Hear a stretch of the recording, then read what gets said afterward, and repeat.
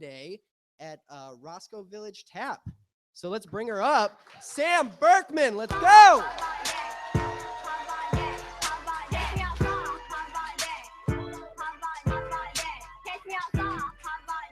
Hello?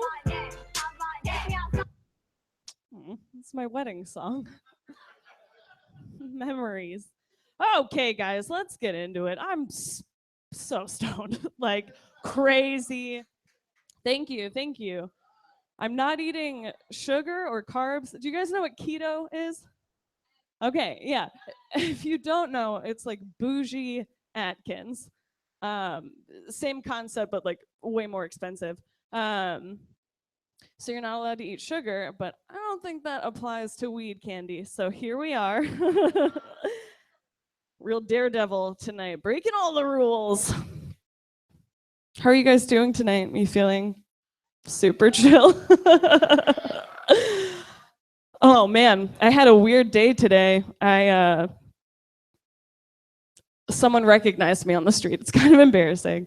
They were like, "Oh my God, aren't you Zooey Deschanel's fatter sister?" Yes, I am. I like to go by Doughy Deschanel. I think that's a little bit, has a ring to it. Ring-a-ding-ding. Who's that girl? We wanted the other one. We don't want you. We want quirky like on purpose, not quirky because you have a mental problem. That's me. Why did I do that? No one will ever know. We'll never do it again. That's a moment we're sharing tonight. I'm in a good mood because I'm high, but also I was sad earlier today, which is like why I'm high now. You understand? So super sad. When you guys get sad, do you ever listen to like the saddest song you can think of, just like on repeat, just like feel your feelings? Thank God, because if I was the only one who did that, mental problems. So I listen to the same song every single time I'm sad. It's the most heartbreaking. The premise of the song is that everybody who you love in your life will eventually leave you by choice. Not because like they died or something romantic, but because they fucking hate you. So that's the one I like to listen to. But I always forget that the chorus of that song is bop ba-doo-ba-dob. I forget every fucking time. Do you guys know that song is so sad? Do you know? Yeah, the first verse is, you have so many relationships in this life. Only one or two will last. You go through all this pain and strife, turn your back, and they're gone so fast. Oh yeah. Why? Why are the pains of this waking life being sung to me by three beautiful child sirens? What have they been through other than an amazing storied career? I think I'm the only one who thinks that. I still listen to Hanson. But that's like that's real. And then the chorus sounds like Bill Cosby drowning. Like, how do you cry to that? How do you cry to that? Effectively, it turns out, super effective for me. Anyone in here cry? Yeah, where are my saddies at? Where are my sad dads at? Any sad dads? Okay. Hello. Sad dad, are you married? Interesting. Follow-up question. What's up? Why'd you get sad? Oh my God. Soulmates, you and I. Don't marry me. Here's why. Okay. First, these are the only pair of shoes that I own. Just have one pair of shoes. And I got them at a Walgreens. Not like in an emergency situation, but because that's where I buy my shoes. One at a time as they disintegrate. They're made out of dirt. I don't know how it's possible, but they've somehow managed to be green and resourceful. I have 43 bug bites on my feet and ankles. Counted them. That's a record. Personal record. And maybe a world record. That's too much. I lost a lot of blood. But I do this. It's like my summer look.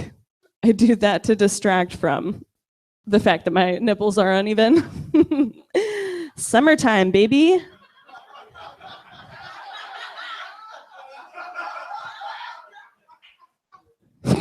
It's so stupid. Another reason why you shouldn't marry me. Reason number 2. I'm already married. Oh, I'm sorry. That was my impression of my ex-boyfriend's wife. Right? Brutal. He got married a month ago to the girl, or sorry, not the girl, to the woman, to the whore that he cheated on me with. Congratulations on your nuptials. Good for him, though, because honestly, his wife is very cool. I genuinely think that she is an awesome person. Him, I don't know. Still, jury's out on that one. But she plays the flugelhorn. I didn't know that was an instrument. I thought that's like a cute name I have for like when I fart. Flugelhorn practice. But it's real, and she does that professionally. And what I did the day they got married was I ate a pound of bacon. 2 times. I ate it twice. What? So 2 pounds of bacon. Has anyone ever done that? In one day, you eat 2 pounds of bacon? Yes?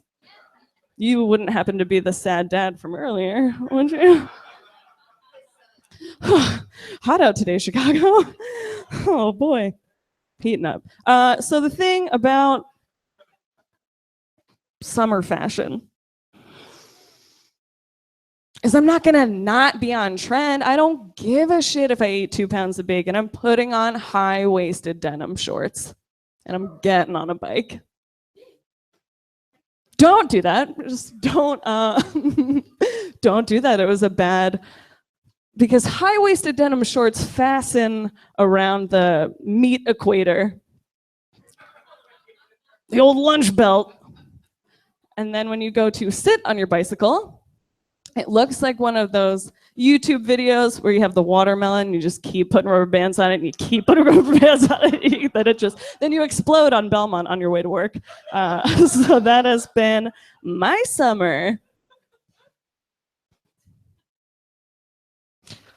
I don't mean to get political, guys. But I saw a headline today that was bananas. It's not political, though. You know, Fandango? Okay, movie. Oh, I see movies. I have money to go see movies. You see comedy in like a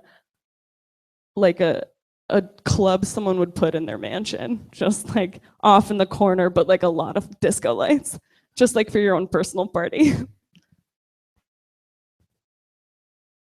Was that an applause from another room?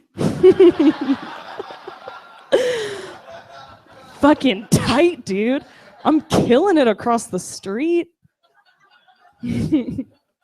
So Fandango recently announced that they are now going to start monitoring your Facebook messages. They're going to be listening so that if you are having a conversation with your friend being like, oh, you want to go see the new Avatar 3D in theaters on May 3rd? Fandango will be like, are you talking about movies? And then a thing will pop up to be like, buy tickets to that movie. Now, what's your excuse? You're going to bail on your plans? You just made them. Buy the ticket. I fucking dare you.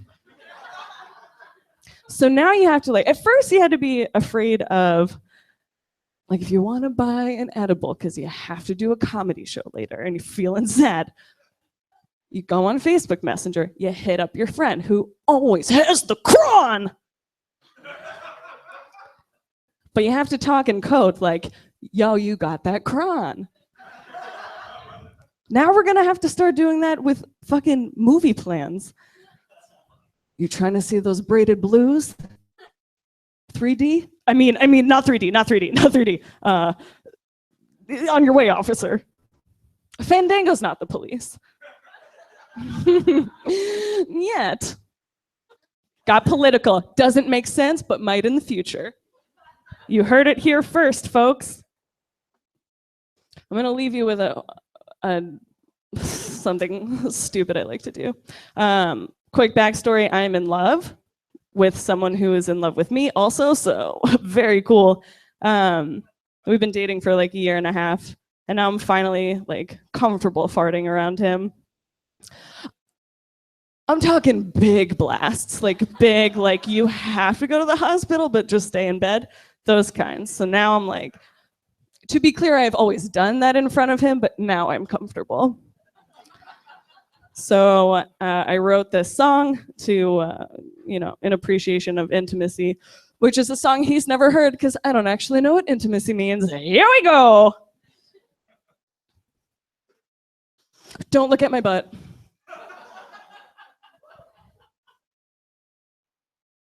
I keep on farting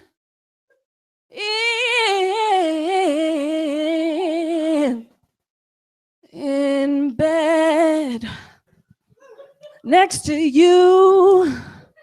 Sometimes you notice, sometimes you think it's food. I dress like a girl, rip ass like a dude. Dutch oven you, darling, gets me in the mood. I keep on farting in and out of bed next to you. I never saw someone throw up so much beef stew. Oh, oh! You guys have been great. Thank you so much. I've been Samantha Berkman. Give it up for your host. Get up here.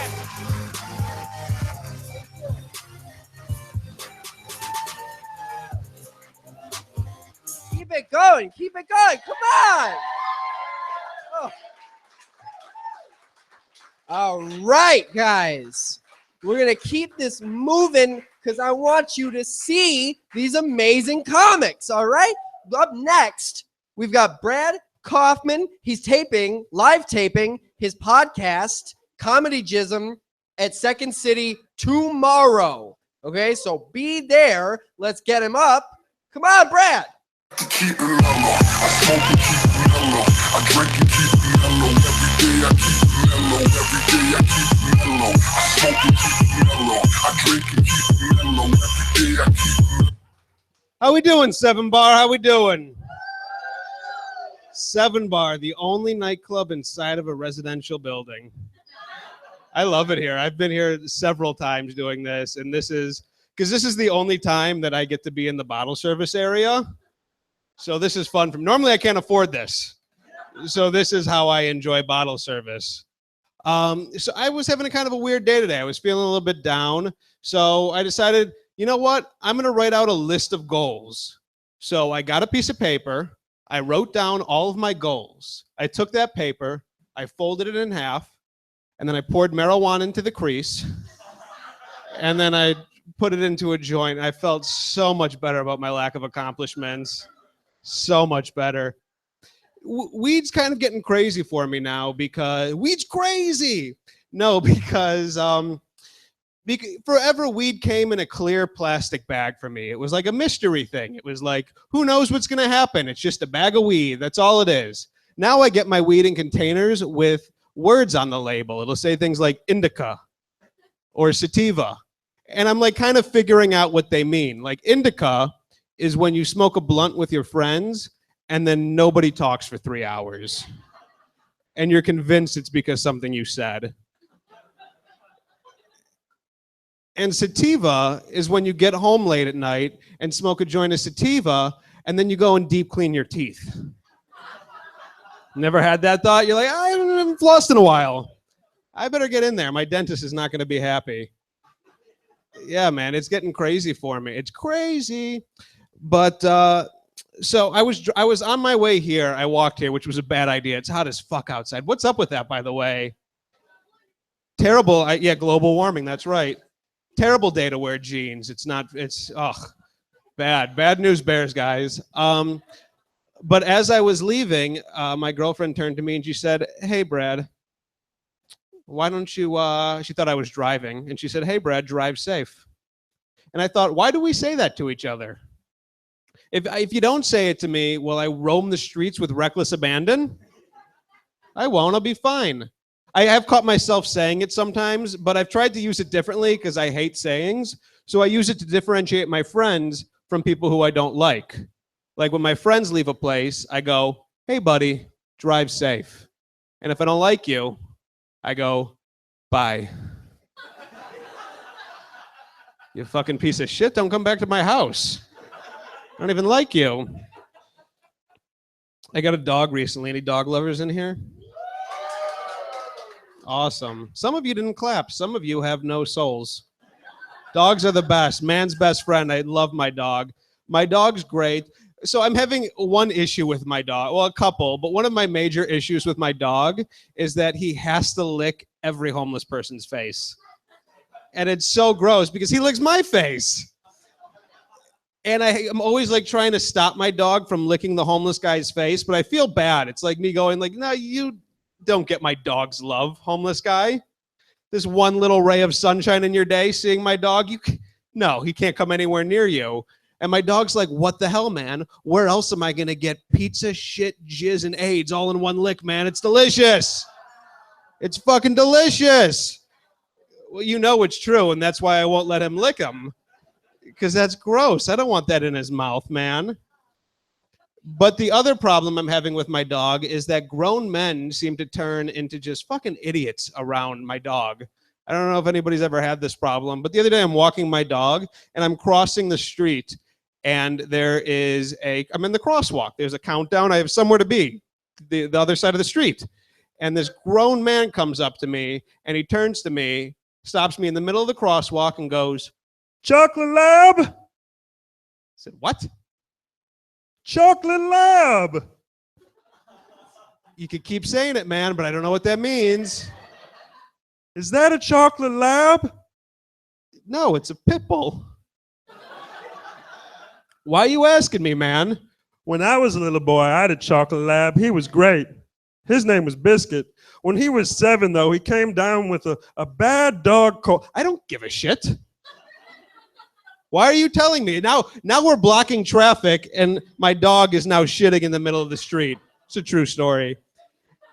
So my dog, after that, has decided it's fine to shit in the middle of the street because I didn't yell at him that one time. And I secretly love it because it's the only time in your life, if you ever have a dog, try this out. It's the only time in your life you get to turn to an entire lane of traffic and go, "Wait. This little guy has to poop."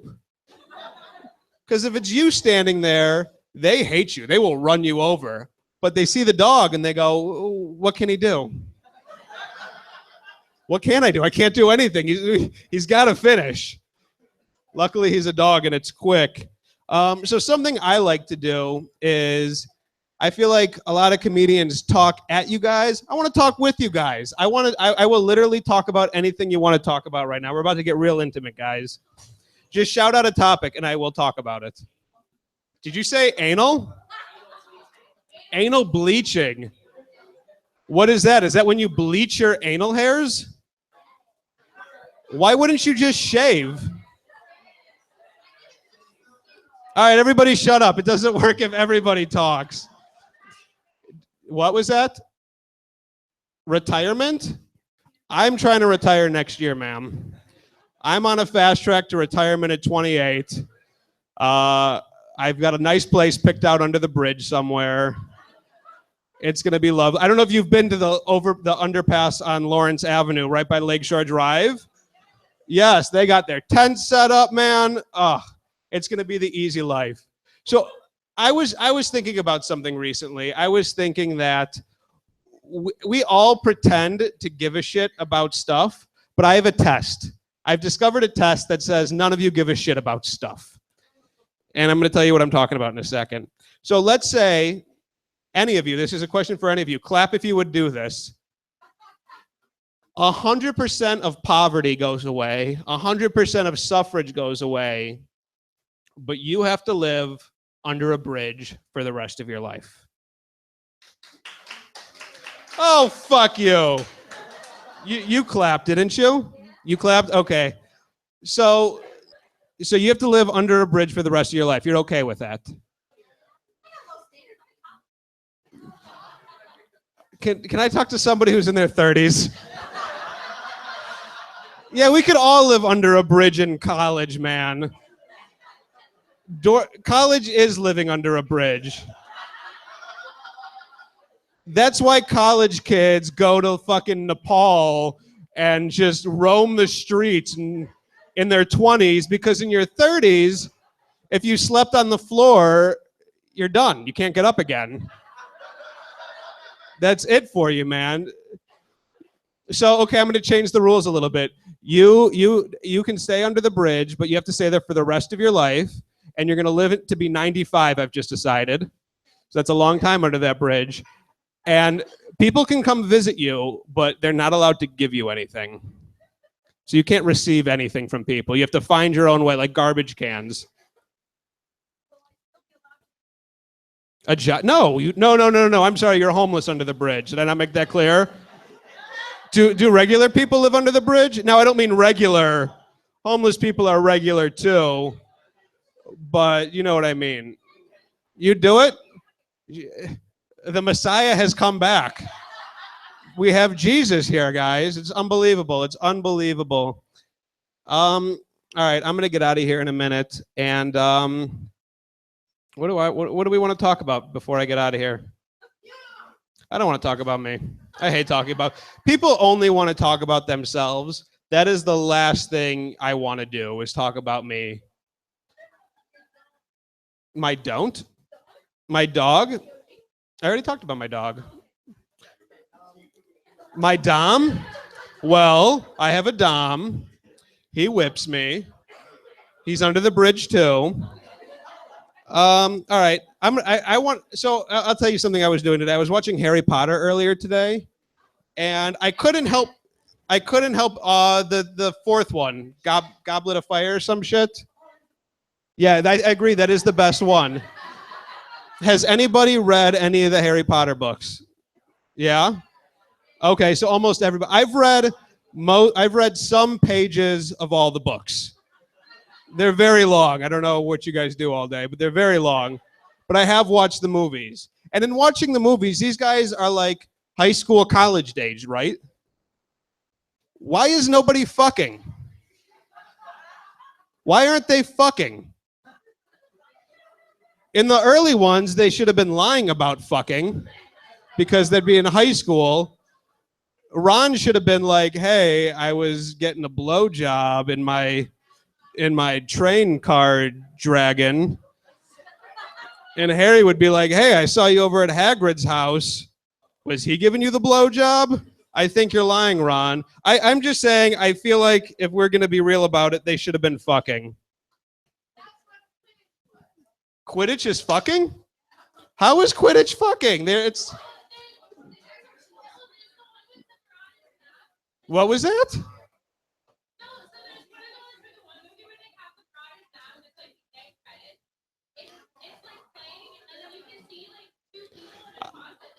I can't anymore. I can't get into this. I can't. I'm gonna get the fuck out of here, because that's like Jesus Christ. You know way too much about this.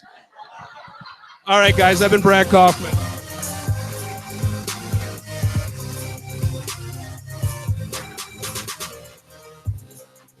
Okay.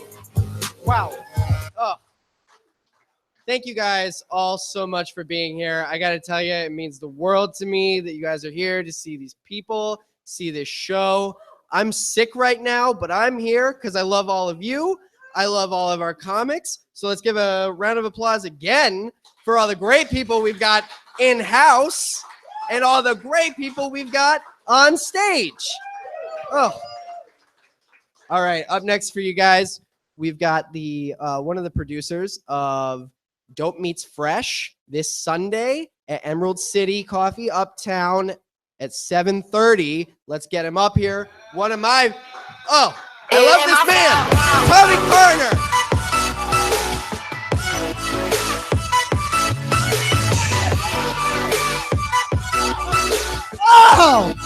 Oh!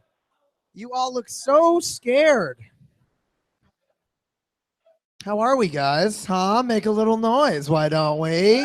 Yeah, baby! Hey, 7 Bar, do me a favor. Say hell yeah. Do me a favor. Say hell yeah. That was weird. But I liked it, and I'm probably going to do it again. Like sex with your second cousin. All right, let's do this. Let's do this. Yum, yum, yum, yum. Incest jokes off the top. All right. You guys are very good looking. Congratulations. It's Friday night. You're all adorable. I would kiss all of you with consent. That's awesome. I've been told that I look like the product of a frat boy and a leprechaun's one-night stand. Yeah, that was painful. Hurts even more when you take a step back and realize, ooh, that was spot on, you know? Dead accurate. And the guy who told me it, he was like, hey, man, do you get it? Do you know what I mean? Like, if a frat boy fucked a leprechaun, it would make you. And I was like, yeah, Dad, I get it. I know. I'm aware.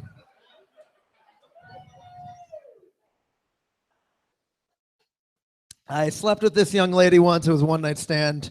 Ooh. And she revealed to me that she liked getting choked during sex, not just, hey, call your father, okay? We got back to her place. It got hot and heavy, and she said to me that she liked getting choked. That's weird, right? Like, I think it's a weird fetish. Hear me out, psycho lady, okay? I think I wrote all of this out. There's jokes. It's going to be funny. Trust me. I think it's a double standard of a fetish, and here's why, okay? It's a double standard because if a woman is talking about her sexual preference, and she goes, yeah, I like to get choked. Some guys find that sexy, okay? It's a sexy thing, but it's a double standard because if a guy is talking about his sexual preference and he goes, yeah, I like to choke women.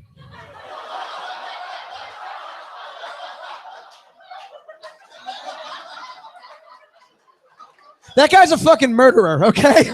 That's all he is. He is nothing more than that. See, we got to the punchline. We all had fun. It's great. I want to play a game with you guys because you don't know me, okay? Let's play a game, get to know each other. Let's do a little icebreaker. You guys ever played the game Two Truths and a Lie? Yeah? For those of you who don't know what that is, I'm going to tell you 3 facts about me. 2 of them are true, 1's a lie. You get to guess which one's the lie, all right? Here we go. Fact number 1. I'm a Virgo.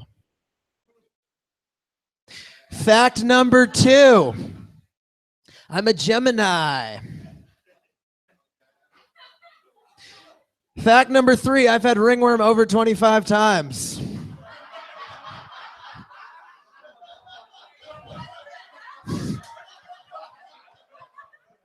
Oh, man.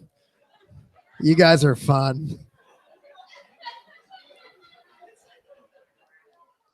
I've been involved in the sport of wrestling since I was 11 years old. Oh, do we get it? Do we know which one was the lie now? You fucking idiots. I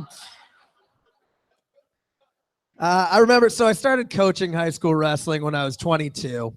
And the weirdest thing that ever happened to me as a high school wrestling coach was that I was at this tournament. And the coach who was running the tournament gathered all the other coaches around, and he pulls out his phone and he shows us this picture of this creepy middle-aged white dude. And he goes, coaches, if you see this man at the tournament today, well, there's going to be a police officer over at the head table. Just let him know. Then he tried to walk away like he didn't just say that. I was like, no, no, no, no, Sporty Spice. Why? And he goes, well, he's not necessarily a pedophile, which is a great way to start a sentence. He goes, he's not necessarily a pedophile, but what he likes doing is coming to the tournaments and taking pictures of the boys in their singlets. Ooh, that noise you made, that was correct. That was the right reaction. You guys know what the wrong reaction is? Coach from a school called St. Mary's goes, that's all right. Our boys are nothing to look at anyways. I saw Spotlight. You're not allowed to say that and work at a Catholic high school, okay? Mark Ruffalo is amazing. You're a monster, okay? I had this other kid on my team. His name was Paul. Paul was a piece of shit. I didn't like Paul. Fuck Paul. If you guys ever have kids and they're on a high school sports team and they come home and they're like, I don't think coach likes me. They are correct, okay? They are dead right. Kids are smart.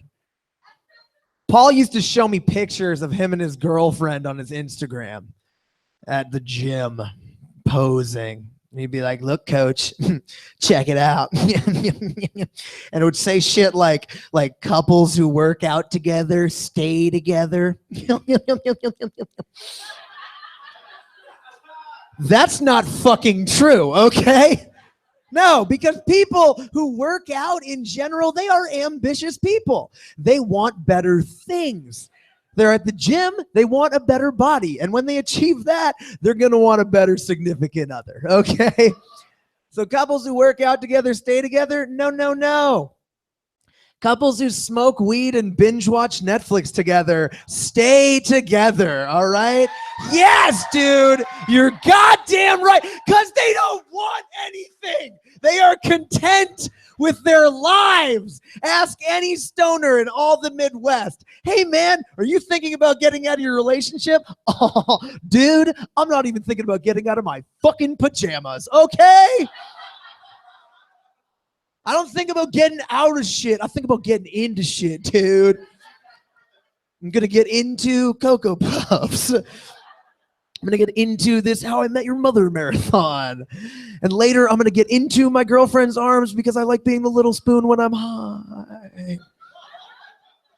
It's a very secret fact that I just shared with you guys. And if you tell anyone, I'll find you and fucking kill you, all right? Also, if you could tell my girlfriend that fact, because I don't have one and I want one. All right.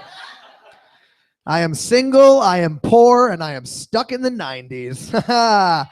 So if any of you ladies want a blockbuster and chill later, you, me, and Dupree, come on. There's a lot of weird shit going on in the country right now that I'm not a fan of. I don't think any of us are. Racism, sexism, homophobia. It's bad. It's bad. And a lot of comics come up here and they want to talk about that stuff, right? And they feel like they can solve it. They can't solve it, okay? I can't solve it because I'm dumb. I'm stupid. I'm a stupid person. And also, I feel like we go to comedy shows to escape the outside world, if only for an hour, right? Yeah. So I don't want to talk about that shit. All right, you know what I want to talk about, guys? I want to talk about the classic 1989 Bruce Willis film, Die Hard. Do you guys want to talk about that? Yes, dude. Yo, do you guys like Die Hard? Make noise for Die Hard. Yeah. Yes, dude. Oh. Let me tell you guys why I fucking hate the movie Die Hard. Okay. I'm going to explain, all right? Remember that thing I said about punchlines? We'll get there. Here's the thing. For those of you who haven't seen it, spoiler alert, I'm going to give a little bit away. I don't know. You had 28 fucking years to see it. I don't feel that bad. For those of you who haven't seen Die Hard, it's about John McClane. He's this New York police officer. He goes over to LA at Christmas time, Nakatomi Plaza. He's trying to fix his marriage when all of a sudden, boom, major terrorist attack. So what does John McClane do? He goes directly into cop mode, starts crawling through vents and shit. That's when the LAPD shows up and goes, who the fuck are you, dude? And he goes, I'm John McClane, NYPD, New York, New York. I'm a cop. Y'all can sit out for this major terrorist attack. I got it covered. Merry Christmas. And then he kills 11 people. That's Die Hard in a nutshell. Little side note about my life. I'm a local barista here in Chicago. Yeah, girl. Okay. I'm shocked. I went over to LA myself recently. About 2 months ago, I went over to LA and I was standing in line at a Starbucks when all of a sudden, boom, minor lunch rush. So what do? I hop over the counter, start pulling espresso shots and shit, going to barista mode, right? That's when the shift manager, Dave, waddles out and goes, who the fuck are you, dude? And I go, I'm Tommy Karner, Emerald City Coffee, Chicago, Illinois. I'm a barista. Y'all can sit out for this minor lunch rush. I got it covered. Merry Christmas. And Dave said, dude, it's July. And then I killed 11 people.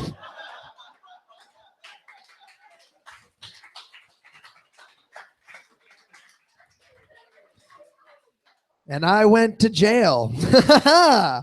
John McClane got 4 more fucking movies. So that's why I don't like Die Hard. I'll watch Die Hard when I'm stoned. It's like, it takes all the stress away from it. You just start rooting for the terrorists. You're like, get him. You worked so long for this, Hans Gruber. I get real high, but I only started smoking weed about 2 years ago. That shocks a lot of people because I look like I took my first hit in a middle school locker room and then just kept smoking. But I only got high for the first time about 2 years ago. Your headliner got me really, really high. So fucking high that I hated it. I ended up curling into a ball on my bed and convincing myself it was my fault my parents got divorced. Oh. Here's the funny part. My parents never got divorced. So I don't know what that was. I'm also bad at drinking. I grew up in an Irish Catholic family, so I should be good at drinking, but I'm bad at drinking. I once injured myself drinking a beer recently. Shut up. I'm gonna tell you, we have established this. I'm not going to be like, I injured myself drinking a beer. You guys have been so great. Just be patient, okay? Just because your boyfriend prematurely ejaculates doesn't mean I have to get to the punchline quicker. Oh my God.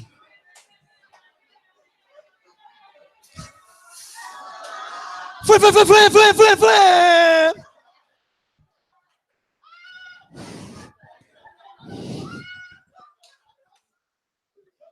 Oh, bet you didn't know the Leprechaun was a Def Jam comic, did you? Oh, God damn it.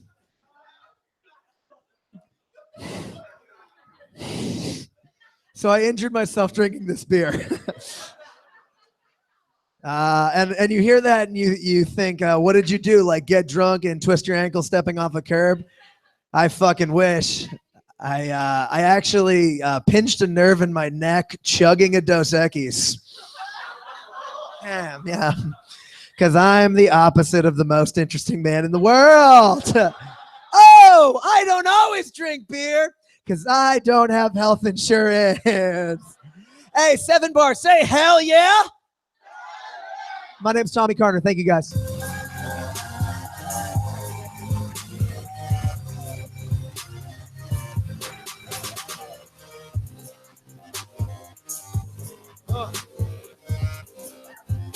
All right. We saw Sam, producer of camp. Now we're bringing up the other producer of camp every Monday at Roscoe Village Tap. Let's get her up here. Come on, Tessa, please. Forgive me for my wrongs, I have just begun. Hey guys, keep it going for your host. What the hell? Oh my God, how much fun is this? Are you guys having fun? I'm having fun. Can everybody hear me? Can everybody in the back see my nipples? Am I doing my job? No. No, I've been trying to work out my pecs, my whole body. Yeah, this guy's like, yes, work out those pecs. Girl, you look weak. What do you even bench? No one's asked me what I bench in a long time, but in high school, I could bench my own body weight. That was pretty dope. I know, right? It was impressive. I weighed 135 pounds in high school. I could bench press my own body weight. Yeah, I'm like an ant, she said. That's the sweetest, rudest compliment I've ever gotten. Oh my God, we're gonna be best friends. You're already like a sister to me, Lilas. Okay. Yeah, I've been trying to exercise so I can fight bitches like this. Coming for your gig, bitch. Nah, you're great. I've been trying to exercise because I'm tired of people telling me that women's bodies aren't powerful. Like, if women's bodies aren't powerful, 7-bar, answer me this. How did I sneeze out a tampon on the bus? Like, it was no big deal. It was no big deal. It was no big deal. It was not a big deal. It was a terrific mess. Holy shit, damn. I'm glad you guys laughed at that. The guy that slipped and fell in it was not so happy.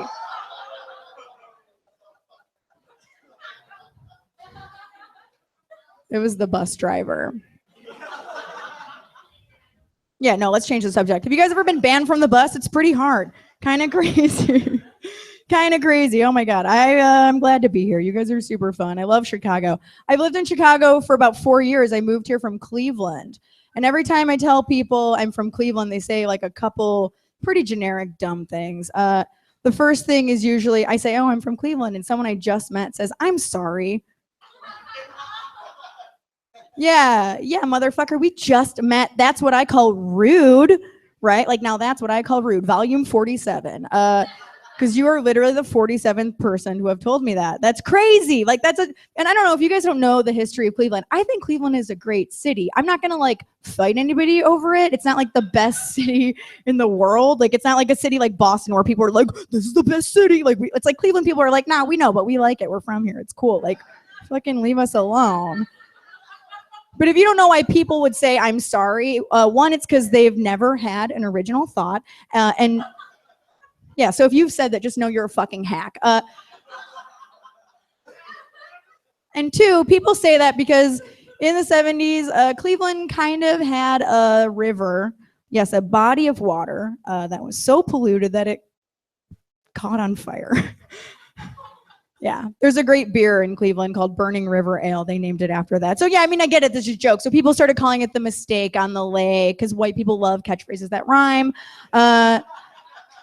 That's fine. So people say that. And I'm like, all right, cool. The other thing people always say to me when I say I'm from Cleveland, again, people just like open up a magazine or, you know, your web browser, but make sure it's not on private because that one would be porn. You guys don't watch porn, right? Just me.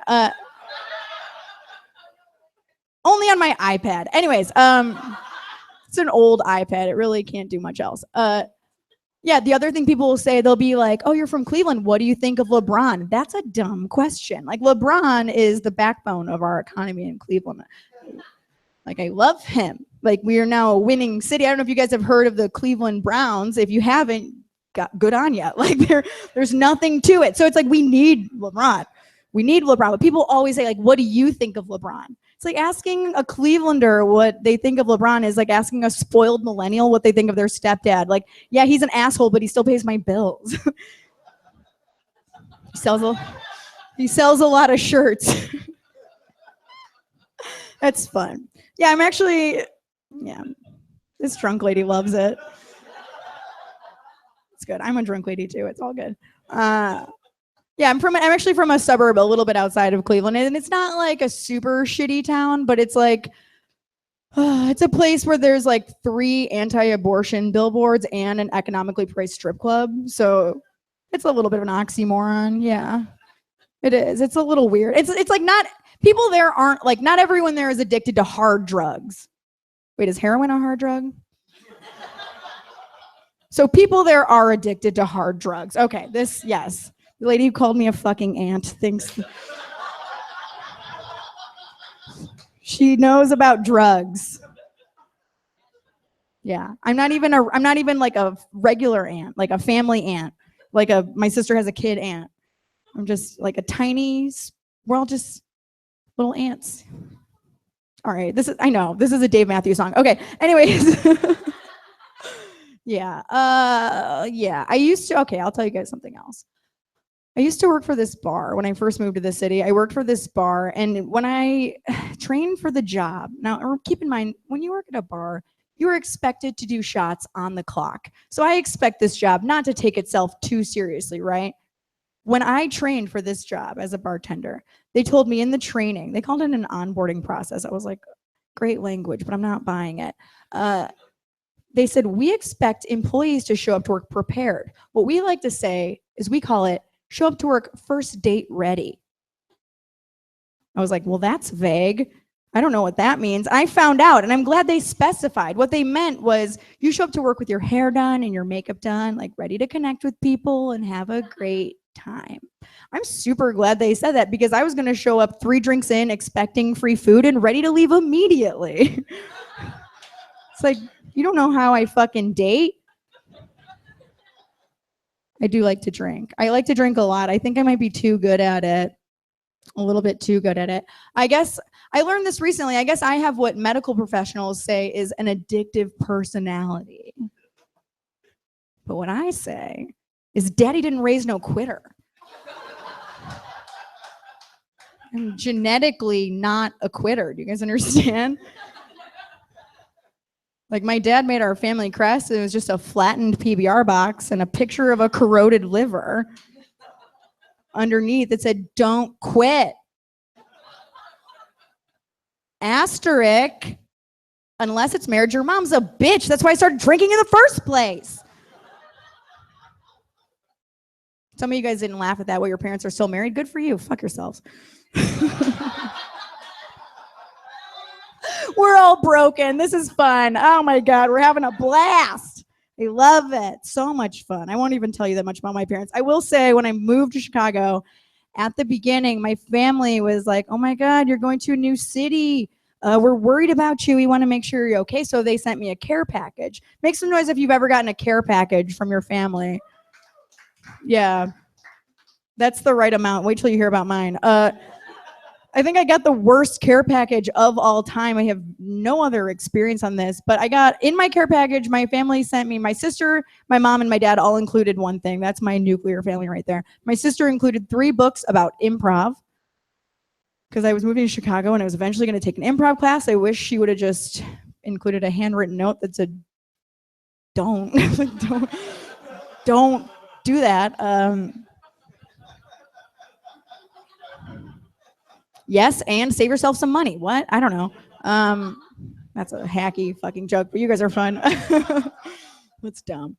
My mom included dry food, so it doesn't go bad. The problem with the dry food my mom included was it was all already expired. I know, that's not really funny. It just tells you a lot about the type of mom I have. Some kind of family terrorism. And my dad included some self-defense weapons because I had sold my car when I moved here and he was worried about just like these little noodle arms defending me on the streets when I walk around. So he included some pretty cool stuff. I got a real working taser, I got a pepper spray, and I got a weapon that was sharp enough to gouge out somebody's eyes. Right? So I should be stacked. Make some noise if you think I should feel safe walking around with all that shit. Good. Okay, I'm trying to get you guys involved. Deal with it. Just dig the fuck in. Get a spoon. Yeah. Here's the thing about those weapons. They were Okay, first things first. They were all miniature versions. So like for tiny babies. So like a little tiny taser. Looked like a disposable camera, remember those? A little tiny pepper spray and a little tiny sharp weapon. They were also all on keychains. That's practical, right? You got to be able to tote around your shit. Sure. They were also all Barbie pink. You still feel safe, everybody? We all still good? Everybody? Also, the weapon, sharp enough to gouge out someone's eyes, was shaped like a kitty cat. Yeah, you put your fingers through the eye hole and you just pussy somebody out. I don't know. It's fucked up. It's fucked up. I can't imagine why my dad thought that was gonna make me safe. It's like make me feel safe. It's like, what's the advertising campaign look like for those weapons? Like, hey ladies, are you tired of being attacked and explaining to men that you are approachable, vulnerable, and fuckable? Like, come on. Why not just get me Barbie's Malibu Dream Rape Kit? That's fun. Okay, that's a lot of fun.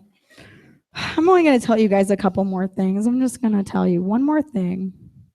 Okay, does everybody here have Facebook? I think so. I think I am the minority here. I got my Facebook account hacked. And those hackers did a good job. Like I'm hacked out. I've been hacked out of Facebook for 2 weeks. So I don't know what's going on Facebook. Facebook does not respond to my questions. I'm like, how do I get my Facebook account back? They're like, fuck you. And that's fine. But it's been great. I actually really like it. Did you guys know that you could hate people in real life? It's actually kind of refreshing. I like it. I like being off Facebook because I feel like you see just like the same shit all the time when you're on Facebook. You know, if you're me, if you're my age, you see basically just like a stream of girls who are, posing in that, they're getting engaged. So then they're posing in that picture that they've earned with their hand smack dab in the center of the dude's chest. So everybody knows that they caught one. And then they drag the dude back to like a rustic old barn. They take engagement pictures. The dude's like wearing the same outfit he wore in his senior pictures. Like a lot has changed. And then they do this thing, they get married. And I just recently learned, did you guys know this? You can RSVP no to a wedding. You don't have to go. If you RSVP no, it's actually really great. You can just get really high in your underwear and watch the Gilmore Girls reboot instead of watching your cousin wear a $10,000 wedding dress while using a Bud Light bottle like a microphone to scream, sing Sweet Caroline. It's crazy. And you don't have to give them a gift. I mean, it's rude, but you don't have to. I love it. It's my favorite thing. Okay, so you're probably thinking, damn, Tessa, you sound like you don't have love in your life. That's right. I'm going through a breakup.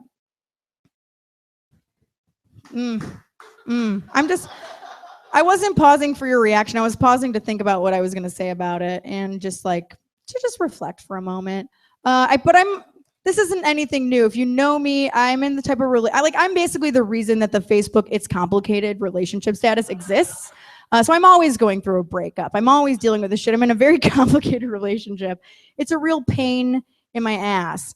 And I hate it. But I think it's because I date the wrong type of people, I guess. I date bad boys, or I date people that like I think I can fix. Like I think that I'm like the Statue of Liberty for fuck boys. You know what I mean? Like bring me your poor, your self-destructive, your drummers, you know, the types. Come to mama. I can fix you. Give me a comp to your show. You know how it is. It's weird too because my family is trying to come visit me, but I don't want to tell them about my relationship because it's such a mess. And I'm like, where do we even start? How do I catch them up? I don't know. And like then when they come, they're gonna want to do all that dumb touristy shit. So I think what I'm gonna do is I'm gonna trick them into getting like a little twofer situation. I'm just gonna book them to take a tour of like a bus tour of my failed relationship haunts. You know what I mean? It's like over here, this is the tree lawn where we consummated our relationship outside of the 4 a.m. bar. I'm glad you guys laughed. It was a joke. It was a Saturday. It was a 5 a.m. bar. Yeah, lots of fun. I think my problem is, I'm just dating the wrong type of person. I asked my guy friend recently, I was like, hey, do you think I have a type? He's like, oh, yeah. dirtbag. It's like, wow. Wow, I'm offended. I don't like that term. I'm triggered. I prefer comes from money, but acts like white trash, right? There's a difference. Like the guys I see when we go out, they enjoy a fine scotch from a plastic water bottle inside their jacket pocket, right? Like he's getting an inheritance. He's going to spend it all on drugs, but it doesn't matter. Taking me on a lot of vacations to all of the Midwest best indoor water parks. Thank you for the respect I deserve. If you guys are thinking about dating somebody that's just like not right for you, that maybe they're like emotionally unavailable, maybe you want to call him a fuck boy, maybe I was going to say his name, never mind. Won't do it. Don't do it. Here's the thing. If you guys want to destroy yourselves from the inside out, you don't have to date a fuckboy. You could just drink a milkshake at lunch. It's basically the same thing, right? Somebody kiss me after this. God damn it. Coming in for mouth kisses. That's how girls get in trouble. Okay, I have a cat keychain in my purse. Anyways, I really do, but I also need love. Anyways. Oh, does everyone remember A Shot at Love with Tila Tequila? All right, I have tremendous ADD, so here we go. I want to go on that show. I want to bring it back. Okay, no, I don't. Anyways, I just want someone to kiss me. Anyways, well, it's gonna be you, obviously. I don't know why. First of all, are you wearing overalls? You're wearing overalls, and you called me an ant, which means you think I'm tiny, which means we are in love. Okay. Everybody else go home. Okay. So excited. All right, I'm going to get out of here very soon. They're going through the breakup constantly, all the time, forever. It's stupid. The thing that makes me the most mad is I feel like I used to be sexually adventurous. I used to like try cool stuff and like have fun and be open, and I was like fluid. And no, now it's not. I realized this recently. I have a new porn search. You guys want to know what my favorite new porn search is? Guy with big dick has feelings. I'm done. You guys are fabulous. Thank you so much. Give it up for your host.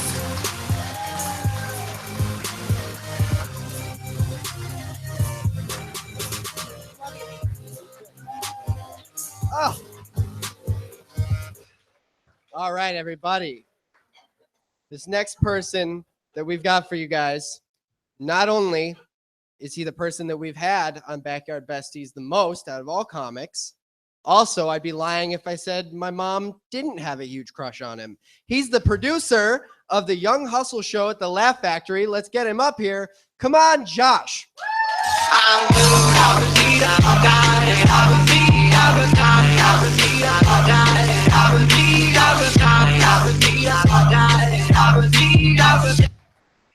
Cool.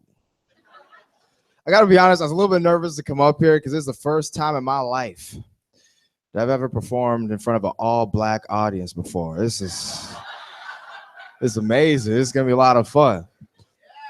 That's my other black friend in the back. That's So, okay, a little bit about me. I produce a comedy show with a few of my friends, and one of the ways we try to get people out to the show is that we send like private Facebook messages to people, you know, like, hey, could you come out to the show? One of my friends on the show, his name's Clay.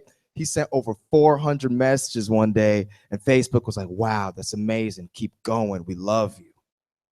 I sent 100 messages, and I got blocked. Because Facebook doesn't think I'm a real person. Because Facebook looks at my friend Clay, cool white dude, nice blonde hair, and his name is Clay Justin Hurlbutt. Like, wow, this has got to be a real person. This is clearly a real human being. But then Facebook looks at me, and my name is Joshua Oluwaseun Oluwatimilei Ayotunde Child Soldier Otusanya. And they're like, yo, that is definitely a Nigerian scam right there. That's not real. Because I know Facebook's not really looking at all my Facebook messages, but I can only assume that they think every single one of my messages says, like, would you like to buy some DVDs? Like, yeah. All right, next thing I'm about to say is gonna be very controversial, okay? Very controversial. I'm gonna warn you right now. I think if you're an adult, you should not be writing in cursive anymore. Are you kidding me? You should not be writing in cursive after third grade. Like, there's no point in using cursive after third grade. I remember learning cursive in third grade, okay? And I look at my teacher and I was like, why are we learning cursive? She's like, because you're gonna use it for the rest of your life. And I was like, when was the last time you used cursive? She's like, third grade. Because in elementary school, they're like, you could use cursive all the time. In middle school, then in middle school, they're like, no, you can use cursive all the time in high school. Then in high school, they're like, no, you can use cursive all the time in college. Then in college, they're like, nah, man, Times New Roman over everything. And you can always tell who really enjoys writing in cursive because they're the people who always try to find an excuse to write you something. I texted my friend Nick once on a Friday night. I texted him. I was like, hey, man, you trying to go out? You trying to go party? 3 days later, I got a letter in cursive that said, hell yeah, dog. Let's do this. Let's make it happen. Cool. I don't know. I've been thinking a lot lately. I think it sucks that the men can't be vulnerable, man. You know what I'm saying? Do you feel me, man? You're like the only dude I'm saying. Who else? Who said true back there? Right? You feel that? Yeah, I think it sucks. I think it sucks the men can't be vulnerable. We can't be soft because if we get soft, guys won't respect us and ladies won't be attracted to us. Like, crying has never brought me closer to a woman. You know what I'm saying? The only thing I learned from crying is that the wetter my eyes get, the drier she gets. It's a sad thing. It's very sad because society says the men have to be tough, that women like alpha males. And I've been thinking lately, I don't even know how true that is. Is that true? Do women like tough men? Because I've been thinking, okay, what's your name, man? Shayna, do women like tough men? Not you. Now, you guys didn't see this. But she said that, but the look on her face was like, hell yeah. Okay, so one time I asked a lady in the audience, and I was like, ma'am, do you think women like tough men? She said, yes, women love tough men. I love tough men. I said, ma'am, who's your favorite musician? She said, Bruno Mars. I said, okay, if Bruno Mars were to walk in here and propose to you on the spot, would you say yes? She said, yes, I told you I love Bruno Mars. And here's the thing. If it wasn't for music, Bruno Mars would work at a bakery. Like he's not, or sell like really nice flip-flops or something. Like, he's not tough is what I'm trying to say. You get what I'm saying? I don't know. I think I do all this thinking to get my mind off the fact that underneath these pants, I have incredibly small calves. Like, it's like when I in elementary school, okay, I used to get made fun of a lot for having extremely small calves. And I know it's sad. I don't know, yeah. And the thing is, like, I had a bully in elementary school who was 1 year younger than me. His name was Peter. Horrible person, horrible personality. I hope he grew up and did really well in school, was crushing it in life, got into his dream school, Harvard, and then woke up one day and forgot how to read. Like, that's how much I hated that guy. Like, let me explain. Okay, so one time I wore my shorts out of recess and Peter sees me, okay, and he goes, Josh, your legs are small and they're pathetic. You look like a little bird. And I cried. And I went home and I go to my mom. I was like, Mom, Peter keeps making fun of me in school. I don't know what to do about it. My mom was like, Joshua, because she's from Africa. She's like, Joshua, you have to be a man. Stick up for yourself. Say something back. I said, okay, Mom, you're right. Let's do this. Break. I went back to school. I wore my shorts out of recess. Peter sees me right on cue. He's like, Josh, your legs are small and they're pathetic. You look like a little bird. I said, hey, both your parents are fat and your mom has diabetes. And he started crying immediately.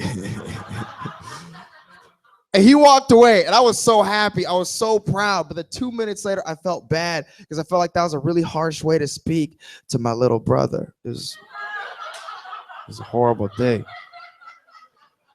I'm in a weird place right now because I'm a little bit worried in life because my name is Josh, and I've never met an old person with my name. Because, like, I've met a Chester, a Charlie, a Clarence, not a Joshua. Like, don't you find it a little bit strange that there are more trees named Joshua than old people? Like, these are the things I'm thinking about. I'm worried. Like, I think they're going to take my name from me. I'm going to see it now, okay? I'm going to be really old. I'm going to run into an old friend from back in the day. They'll be like, oh, my goodness. After all these years, is that you? Josh? I'm like, nah, man. I go by Hildegard now. Because the thing is, I love my name. Okay, my name is Joshua Otusanya. When you hear that name, you look at my face, like, oh snap, this dude's probably African. On a piece of paper, my name looks Asian as hell. I had a phone interview one time, and the lady on the other line was like, Otusanya, it's such a beautiful name. Where's that from? I said, oh, it's from Nigeria. She said, what? Nigeria? Where in Asia is that? It's a true story. I got the job, though. It's dope. Okay, cool. I have a random question for you guys. Has anyone here ever gotten a text message from someone you really love and really care about, but it was a bad message and it broke your heart and it hurt your feelings?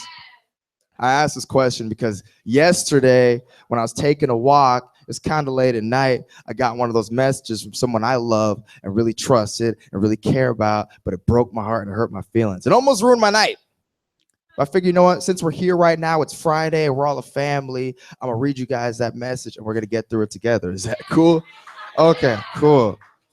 All right, this is what the message said. It hurt my feelings. All right, this is what it says. Hello. You've used all of the 4 gig high-speed data in our T-Mobile monthly data plan. Yeah, I'm out of data, man. It sucks. I got T-Mobile. I never have enough bars. Like, literally, I have 0 service right now. Like, it's horrible. But one time, someone said, same. You feel that struggle? That's what's up. Yeah, you know what I'm saying? That's what's up. Yeah, that's a black as hell fist bump. Let's do it again. That's what's up. Cool. Hands over her. Can you give it up for her real quick? That was dope as hell. All right. So... So one time I actually did wish I didn't have any service on my phone, because one time my mom called me in the middle of me trying to do comedy. And let me tell you something. Side note, my mom's a short lady, nice lady, sweet lady, but she's from Africa. And she thinks she laughs at all of her jokes. She thinks the funniest person alive. And that's actually kind of annoying, especially when you're trying to do comedy, okay? So one time mom called me in the middle of my set. And I was like, you know what? I'm just going to answer the phone, put on speakerphone, and see what happens. So I answered the phone. I was like, hey, mom, what's up? She's like, Joshua. I was like, whoa, mom, you're on speakerphone right now. She said, what? I said, mom, you're on speakerphone right now. I'm telling jokes. She's like, you're telling jokes? I said, yeah, you know, I'm telling jokes, stand-up comedy, you know, trying to be a comedian. She's like, Joshua, are you trying to chase a dream you'll never achieve? Hung up immediately right there. That's it. All right, I think I'm gonna say one more thing. I'm gonna get out of here. When I was younger, I used to get my shoes at a place called Payless Shoes. You guys heard of this? Payless Shoes. Yeah, home of the Adidas shoes with 4 stripes. Yeah, but one thing I respect about Payless Shoes is their name. It's a very honest name. Most honest name out there, honestly. Like when you hear Payless Shoes, when you read Payless Shoes, you literally think, oh, lower quality shoes for a way cheaper price. And it's amazing. And I respect that honesty. It's amazing. Why can't more companies be that honest? Like, why is it McDonald's just called die, nigga? Like, these are the questions. All right, that's all I do. Thank you. Thank you.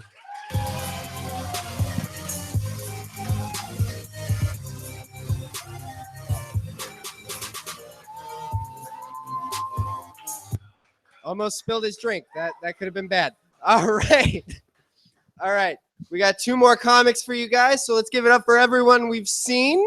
Come on.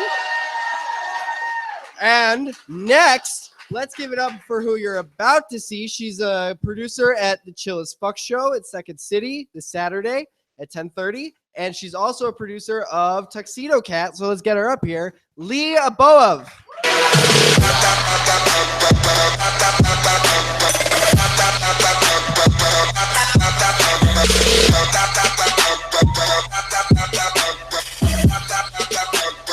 That's enough. Jesus Christ.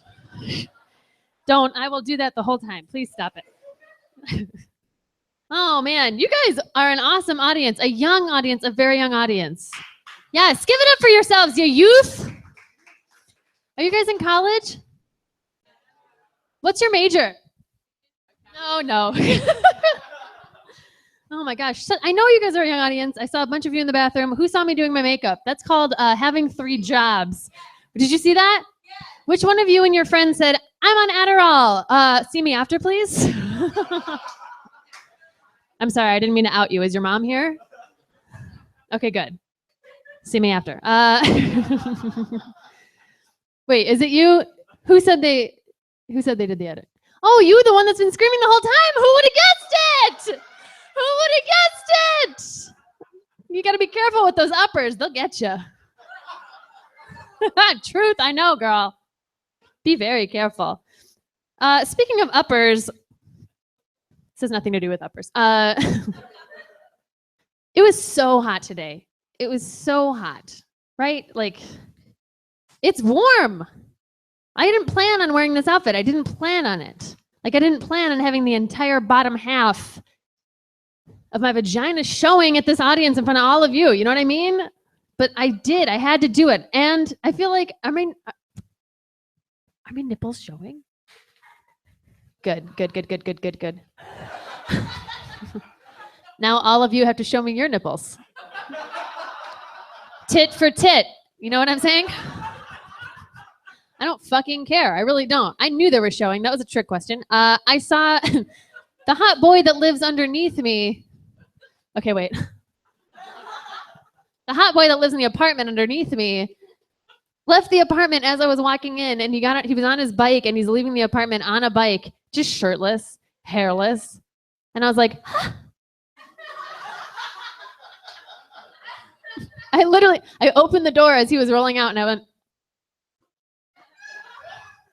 and then I was like, that's a good look. I'm going to do that.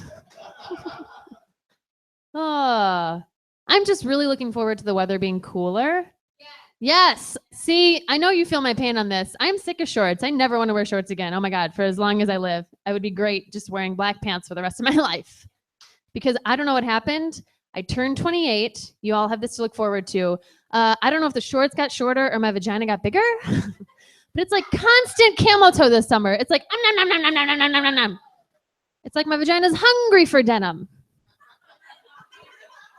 It's like Pac-Man. You know what I mean? It's like underwear, denim, ghosts. And I ride my bike everywhere.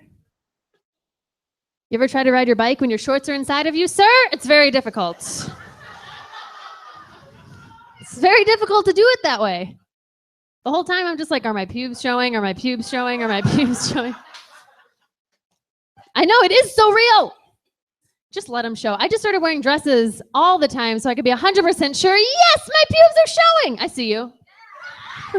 I was actually riding my bike the other day in a dress, and I got to a stoplight, and there was this man, and he shouted out to me, because I exist in space. So he was like, I wish my face was that bike seat.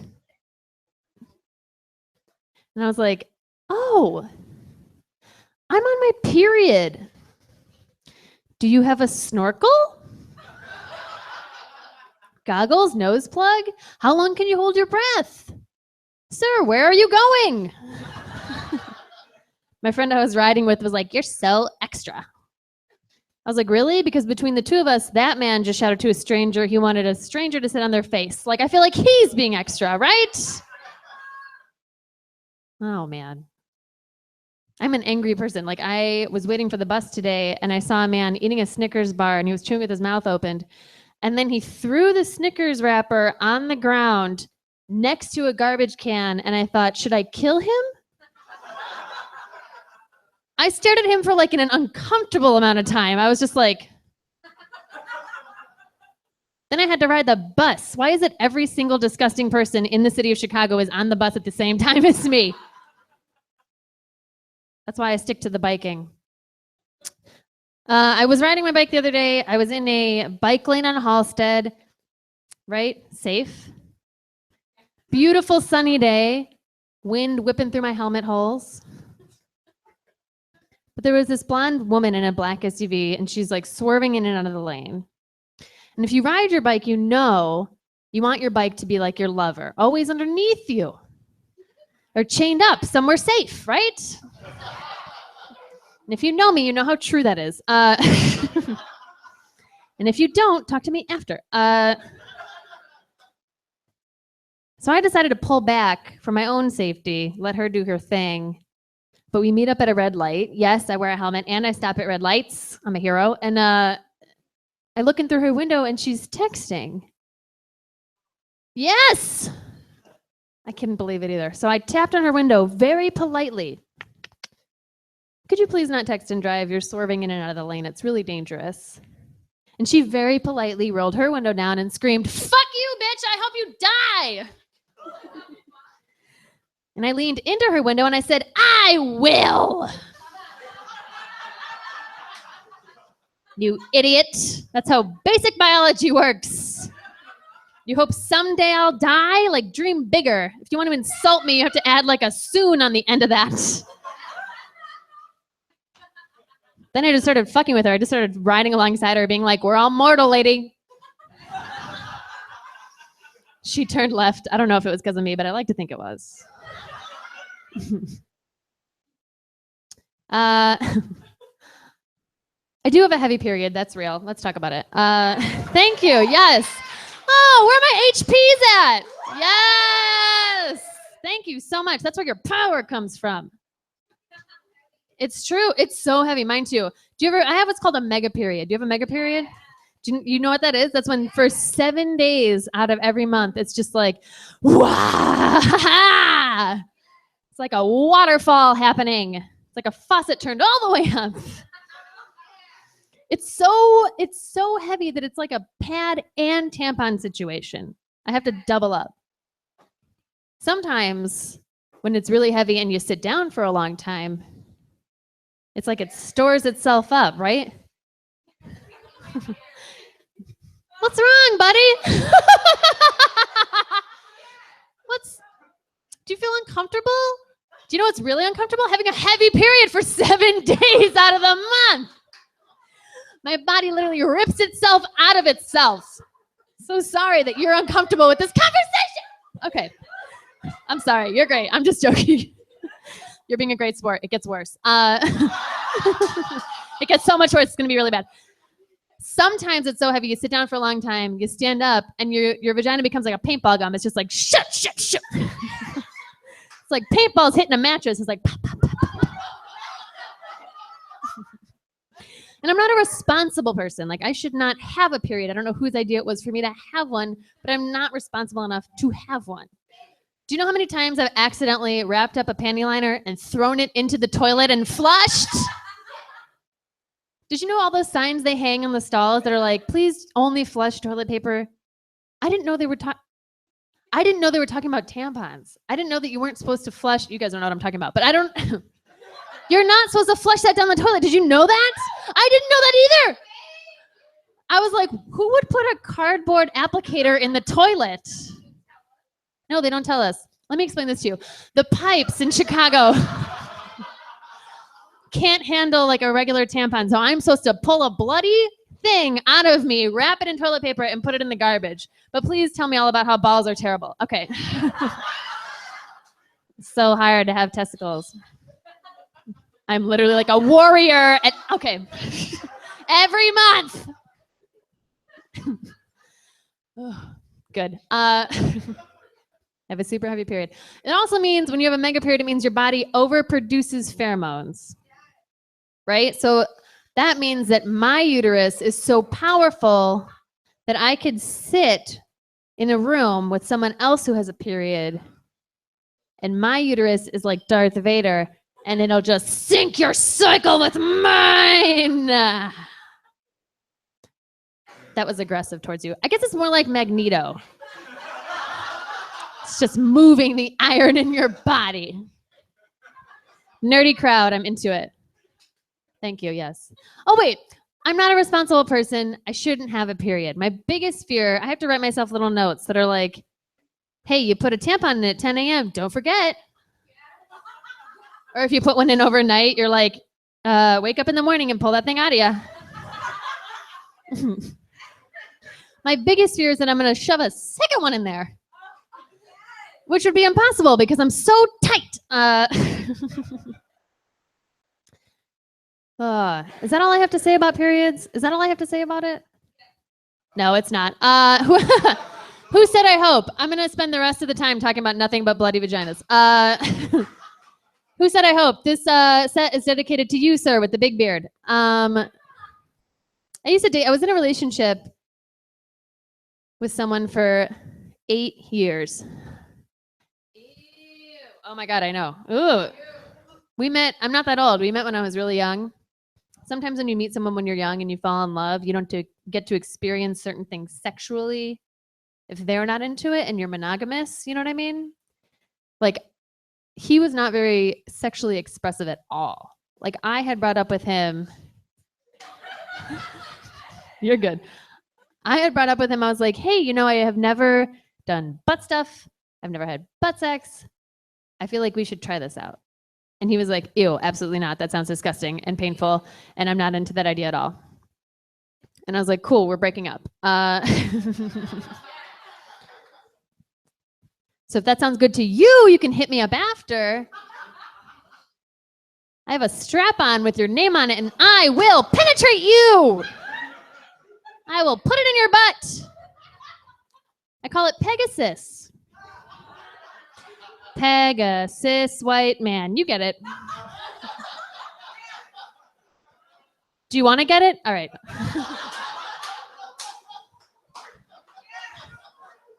You can't get it. You're 12. All right.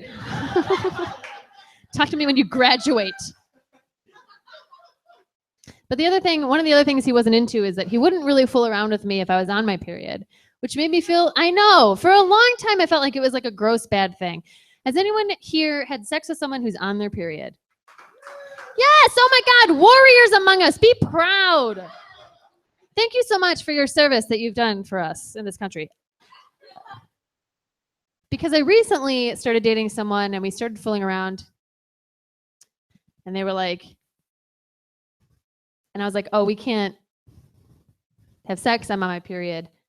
And he was like, oh, that doesn't bother me. And I was like, oh, I'm already wet. That's so fucking hot. Are you sure? Because I have like a really heavy period. He was like, I'm not scared. I was like, me neither. Hit the lights. Got on the bike. That's a callback. Thank you. Things start happening. Sparks start flying, if you will. I feel like he didn't know what I meant when I said I had a heavy period. Because all of a sudden his face started looking like Mickey Mouse in Fantasia when he puts the wizard hat on because he thinks he can handle it. Do you know what I'm talking about?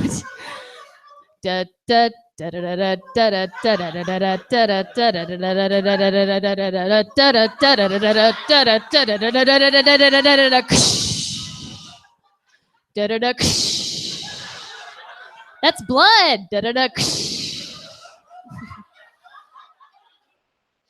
I love sex so much, I didn't even notice. I was just like, this is fucking awesome. But I dismounted and I turned the lights on.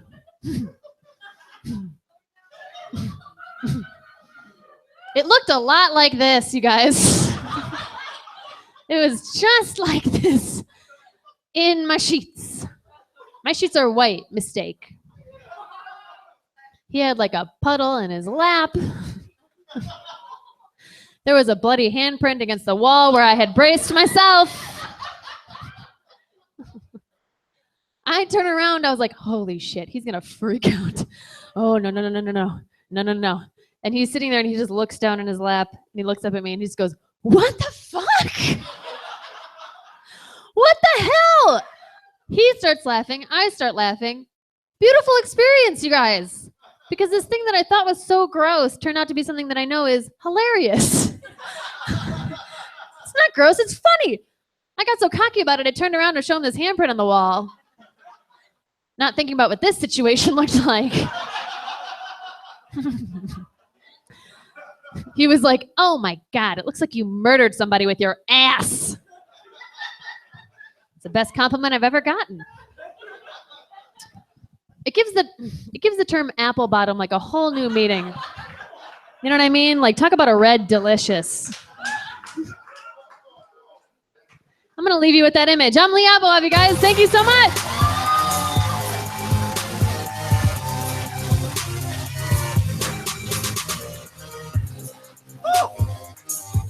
We had a fun night tonight, guys. Yeah. All right. Well, it's not over yet. We've got one more comic for you tonight. So let's get him up here. He's also a producer of the Chill as Fuck show. So let's bring him up. Ralph.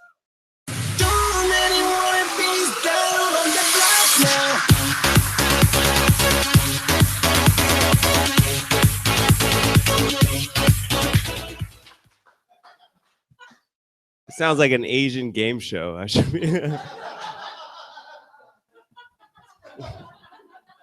Thank you. All right. I can do that. It's comedy. We can joke about that shit.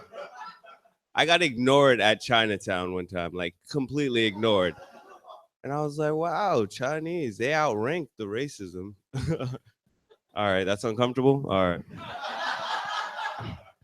That's fucking cool.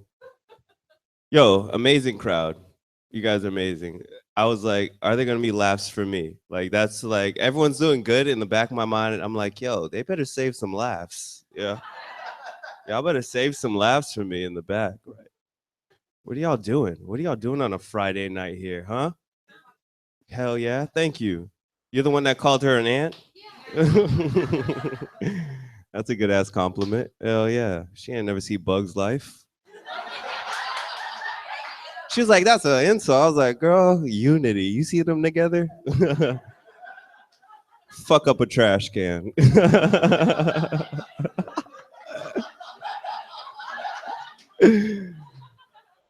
Ant lives matter. You just can't squash them, you know? Just see where they're gonna go. Like, you know, people are just like, oh, ants, spiders, those motherfuckers. Ooh. They set up, I feel like spiders like stay in the corner, watch where you walk, just to set up a web to fuck you up. Like, oh, he's gonna take the stairs today. Watch.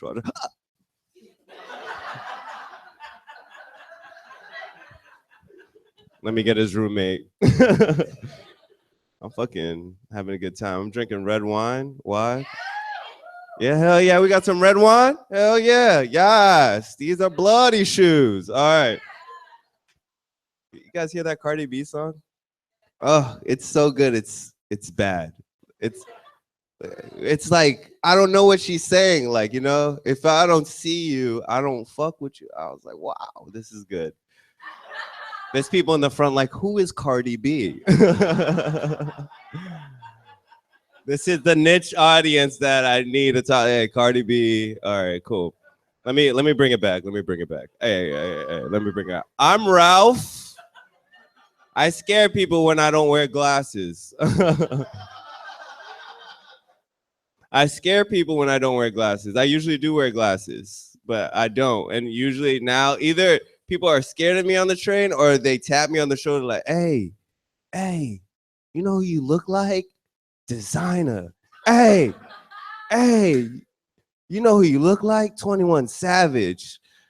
I know, it's all this shit. I was like, oh, I should put on my glasses. I want to look like someone that reads, you know? You look like Malcolm X. Yes! All right. Oh, cool.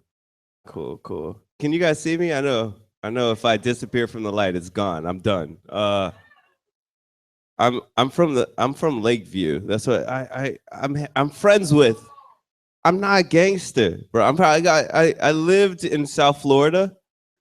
I lived there, and then I moved here 2 years ago to Chicago.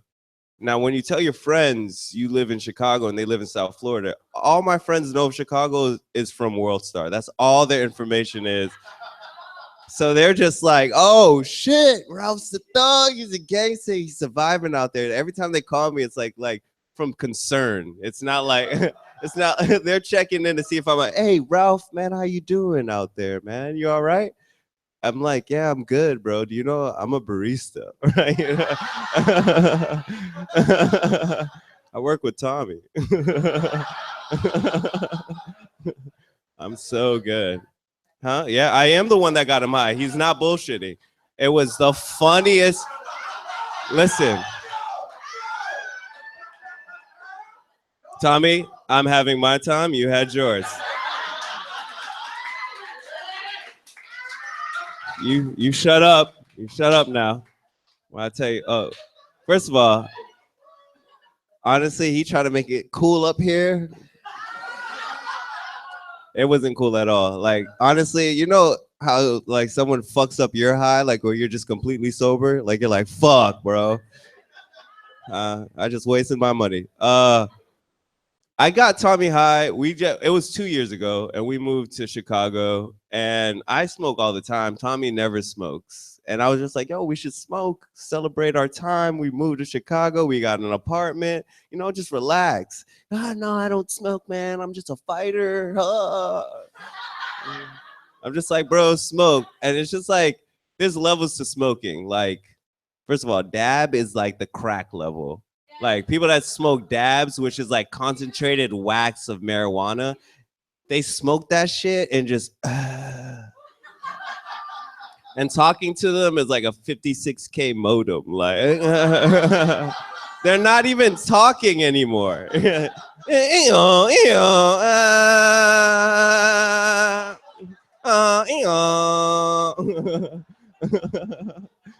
fucked around, done that plenty of times. Like nobody invites me to parties anymore.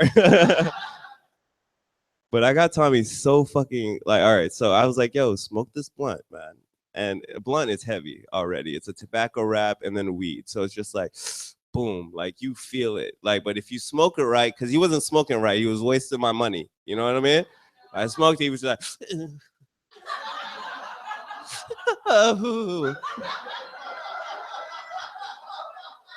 Don't waste my money. Inhale that shit, you know? So I was like, yo, Tommy, chill. It's weed. You're supposed to relax. You know, when someone's stressing over smoking weed, you're like taking the joy out of it, like, right? So I was like, yo, inhale through your nose and let it go. Like, and he did it like 3 times. And after the 3rd time, I was like, oh, shit. You know, like, should have been twice. So it's like 3 times. He inhales that bit, like, then he runs it, like we're on the balcony, and then he runs into the apartment.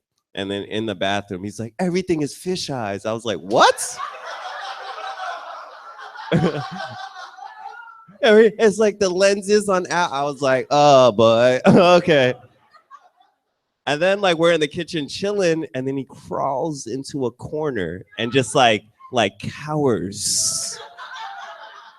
Like cow, and now like I've smoked before. I'm an expert. I know what's going on. He's freaking out, and I look at him. I'm like, "Yo, relax. You're not gonna die. You know, like just breathe, relax. You know, it's just a blunt. You're just high right now. This is high. You're like really high." He looks at, and I'm being a friend. I'm like, "Yeah, I just calmed him down." He just like bold eyes. Gets up. He's just like, "You don't know what's happening with my body." And then runs away. I was like, I'm not smoking with white people anymore. Y'all got insurance. Y'all do it on your own. Straight up. Because that shit was freaky. But he's cool now. You know? I smoked dabs. That's when I was like, like I smoked dabs. I was like, oh, y'all want to take it to that level. Like, smoking weed, it was like simple. It was simple. It was just like you break it down, you roll it up, and you smoke it. Now there's a science to it. It's like, no, we can concentrate it where you can get high for 4 hours and lose your job. I used to go to parties high. That's what I thought. Like high, you can do that. Because high is different from stone. High, you can say a couple words at a party like, good music. And then you disappear. When you're stoned, it's a different fucking ball game. Stoned, you can't speak and your brain is talking for you, but it's talking only to you. So it's like you're not getting anything. It's just you having a conversation with your brain. But nobody else around you is benefiting from this convo. It's just like I walk into a party stoned and my brain is like, yo, keep walking. And you're just like walking around this party and you're walking And then everyone's having a conversation around, everyone's having a good time dancing and stuff. You're just like, oh, okay, yeah. And you're walking, your brain's like, keep walking. And you're like, all right. And then your brain's like, yo, chill right here in the middle of the living room. Stay right here. And you're like, all right, right here? He's like, yeah, chill. And then you're around everybody in this party. Everyone's having a good time. In fact, everybody's having a conversation. You're in it, but you're not in it. You're just like agreeing and trying to talk like,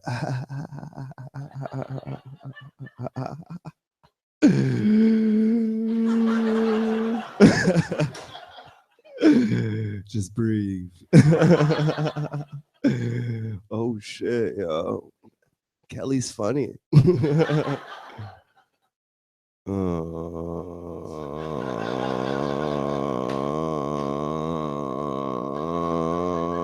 That's racist.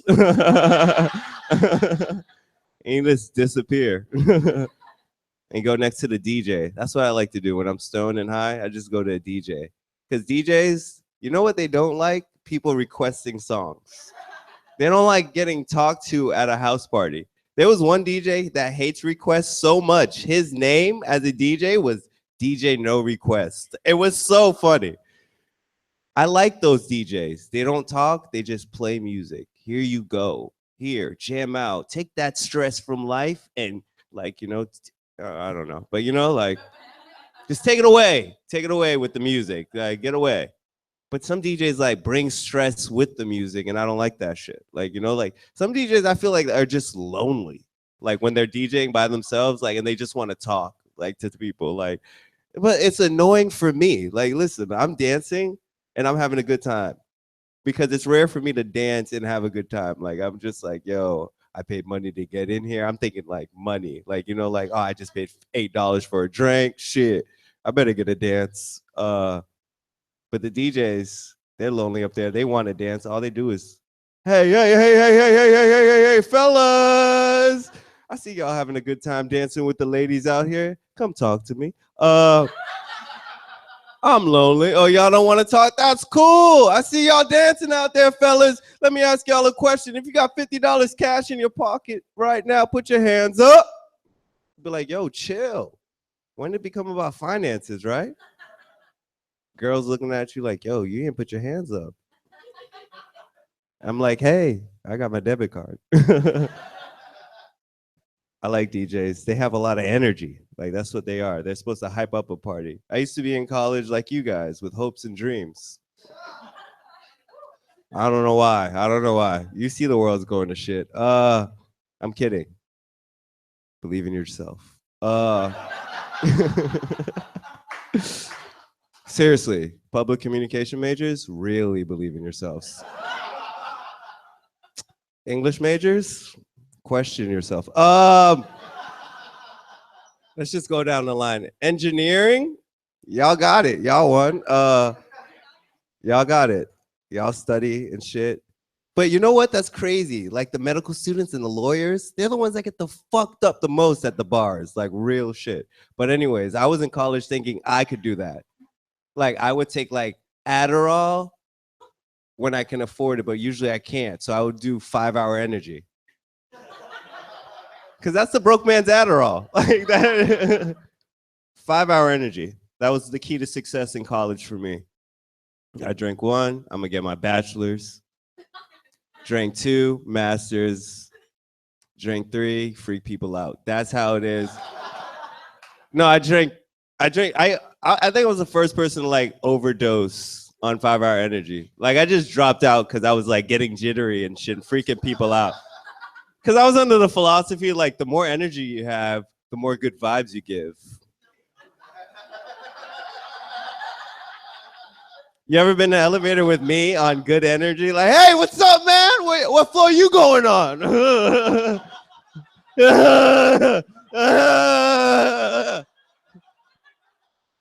I'm going on 4.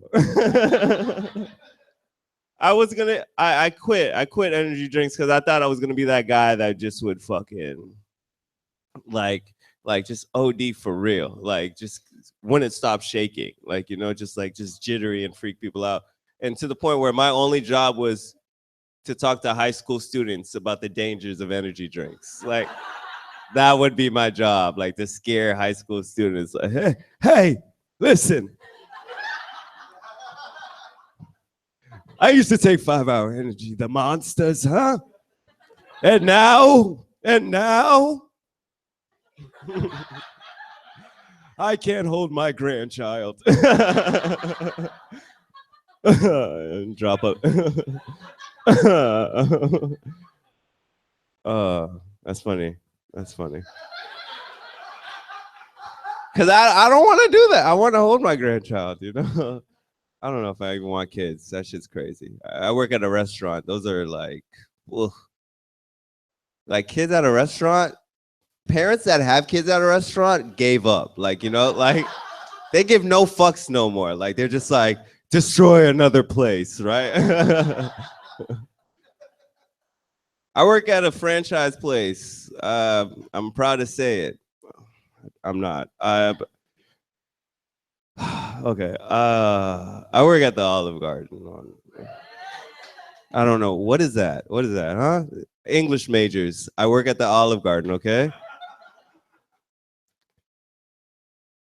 That's where I work. That's where I make my money to support this dream I have. I don't like the Olive Garden. People work there and they call themselves servers there. They're like, I'm a server at the Olive Garden. No. What you are is a prostitute. That's what I am. I am a prostitute. People are like, what? I serve food with no emotion. You know? Here you go. I grate cheese for people and I tell them, please don't look me in the eye. And kissing me in the mouth is extra. That's where I work. That's where you're here, your family, or your family issues are here too. I got family issues, I ain't gonna lie. I get no support from my dad at this job that I do, comedy. Yeah, that's what I think I'm fine with that. You know why? LeBron James doesn't know his dad, and he's the best guy in basketball right now. I think all guys that don't have dads are like compensating for something. Like Justin Bieber, that man found his dad after he had 3 hits. Like, you know, like his dad didn't even come out for Baby, Baby, Baby. He was like, oh, everyone has a one-hit wonder. My dad, bro, honestly, we bonded one time. I remember the hug he gave me. It was so tight. It was when I was 13 and I started reading Harry Potter books. And my parents are Haitian, and they don't like Harry Potter. My mom specifically went to a church where the pastor was like, yo, if your children have Harry Potter books, burn them. And I was like, Mom, you can't burn these. These are library books. You're too cheap to pay the fines. She wanted to burn Harry Potter. She was like, don't bring this into my house. And my dad was just like, yeah, don't bring it in. But he didn't even read. Anyways, I hid. It was to the point where like I had to hide my book. You ever hide books? That's the nerdest shit to say, right? That's the nerdest shit to say. Like, you can't even talk to your friends about that shit. Like, hey, you remember hiding books? Like, no. Nobody hid books in our house. I hid Harry Potter books in my house, and my mom kept finding it, and just like I kept getting in trouble for reading. It was stupid. To the point where I had to hide this Harry Potter, like this specific one, Goblet of Fire, got way too big. Like that book was hella big, bigger than the Bible, so it's a sin already. I hid that book in my dad's porno collection. In the garage in a black plastic bag. Yeah, my dad. Well, don't read, but please. And it's crazy because like he found the books and he knew I couldn't read the books. So I'm watching SpongeBob at 13 with my siblings, and he comes into the living room and just starts circling the couch like, whoom, whoom, And he couldn't say anything because think about it. Think about this man that is a dad right now. He's about to go watch something to relieve the stress of having kids. And look, he has the discipline. So right now he's like horny, but he has the discipline. All right. And so my dad comes in and he just doesn't say anything. He's just looking at me now. And I'm like, oh shit. Like, is it report card day? What am I? Is it trouble? And I'm looking at him and he's looking at me. And then my mom comes in and she's like, why are you staring at Ralph like that? And then I realized, oh, he knows that I know that. You know, like I was just like, oh shit. So I get up, I'm like, yeah, Dad, why are you staring at me like that?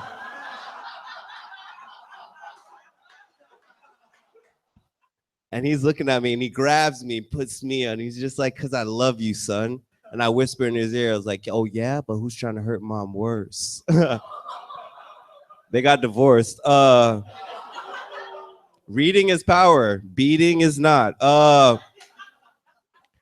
It's cool, though. It's cool. My dad liked a recent video that I put up of my comedy. Oh, shit. That was like a gangster tear that dropped to my cheek. When he liked the video, I was like, oh, shit. Like, you know, like, but you say it silently because you're a gangster. You're like, oh, okay.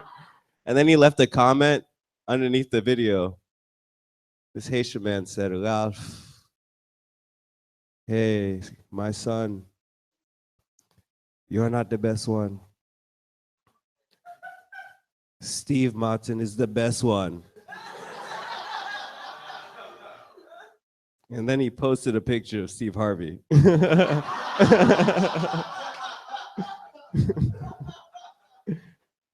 We banned him from the internet. This is a guy that when I introduced him to my girlfriend, who happens to be white, he kept calling her Topanga the whole night. Topanga, you know he's not the best one. A girlfriend's white, she just got her IUD removed from her body because she was having certain pain with it. And I'm so grateful. Like usually when you hear IUD, you're just like, yeah, I get to free nuts. I get to get in there. Not this one. This one, IUDs have metal hooks on the, like, I didn't know that as a guy, like metal hooks. And guys are like, yeah, man, but she's not going to get pregnant. You're like, but it changes her whole dynamic on how she views life, right? You know, like, it's just like, I'm in a new relationship, so that shit was new to me. Like, you know, I was just like, holy shit, IUD, okay, cool. But it had metal hooks, and the doctor removed it because she was going through certain pain. And I didn't know, for 3 months that she had IUD, I didn't know that there was metal on IUD. Like, for 3 months, me and my girl were having sex because we're close, right? And my dick has been scraping the metal, like, you know, just like, like, and I'm like crying in pain, but she's thinking it's pleasure, like, oh my God, look at your tears. Like, I didn't know what to say to her. Like, I didn't know if I could bring it up. Like, you know, just like, hey, you know, like, you're hurting me. Like, you know. But I didn't know if it was like a big dick problem. Like, you know, like, hey, girl, like, you know, like, it hurts. You can't bring that shit up at work. You can't, like, talk to your homeboys like, hey, man, you ever hit the pussy so hard you hit the metal? You ever get to the platinum level of that pussy? That shit is worth it. So I keep it to myself. I kept it to myself the whole time. And I played a little game. Every time we had sex, I was like, yo, my girlfriend's the best transformer ever. Anyways, my name's Ralph. Thank you, guys.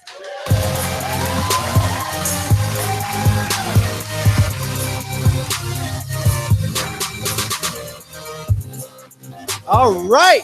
Thank you, guys. Well, this has been Backyard Besties. Again, we're a monthly comedy show. We're always here, third Friday of every month. Real quick, can I just get all the comics back up here, please, guys? Come on. For me. For me.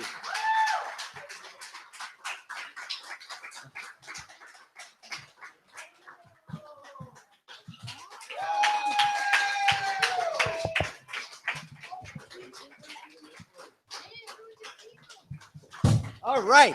Thank you guys so much. Have a wonderful night. Hey, thank you.